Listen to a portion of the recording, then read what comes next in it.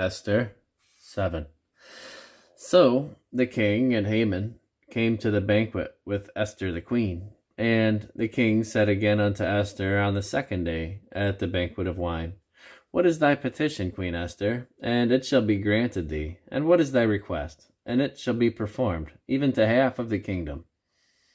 Then Esther the queen answered and said, If I have found favor in thy sight, O king, and if it please the king, let my life be given me, and my petition, and my people at my request.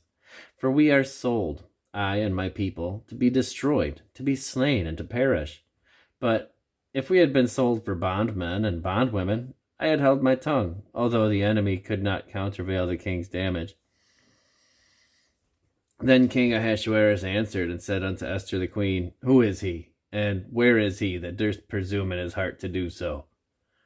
And Esther said, The adversary and enemy is this wicked Haman. Then Haman was afraid before the king and queen. And the king, arising from the banquet of wine in his wrath, went into the palace garden.